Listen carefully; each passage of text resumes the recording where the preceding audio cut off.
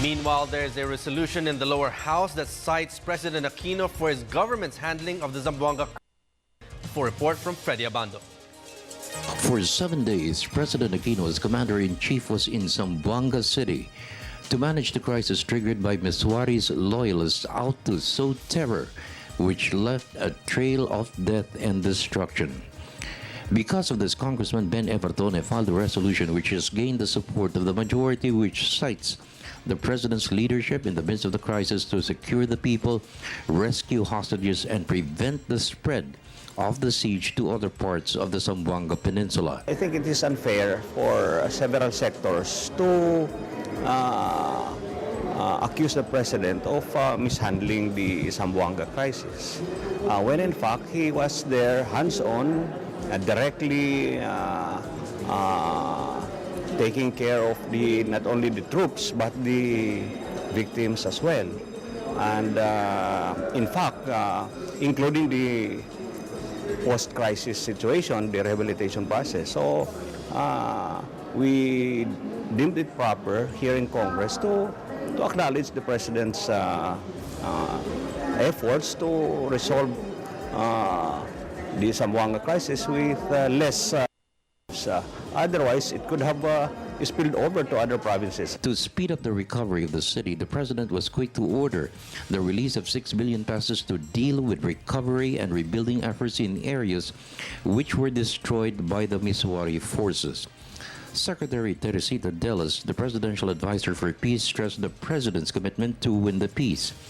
It is an inclusive peace open to all, especially the MNLF, which Miswari used to head and launched the Zamboanga City siege.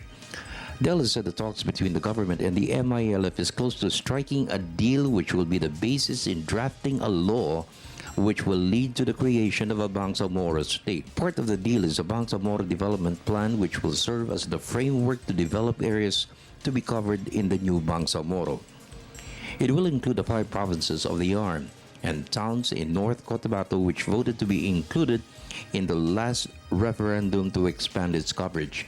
Congressman Jim Hataman, chairman of the House Committee on Peace and Unity, said all Muslim groups and tribes should come together in the quest for peace. What's being decided on is the setting up of institutions and governance capacity na mag-govern. It is not for the MILF alone. In fact, elections nga yung mangyayari sa 2016. We have engaged the MNLF, and the reality is there are leaders of the MNLF that are saying, kami handa pa. Gusto naming makilahok. We have a proposal, nakapag-submit na rin daw sila ng proposal nila sa OIC kung paano maaring magkita yung proseso ng gobyerno with the MILF at saka yung proseso with the MNLF.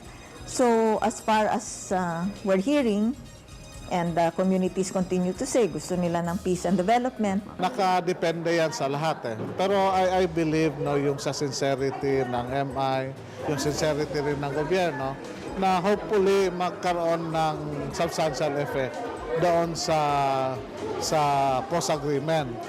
And ang isa kasi na medyo complicated na issue is yung paano papasok yung ibang grupo dito sa peace agreement.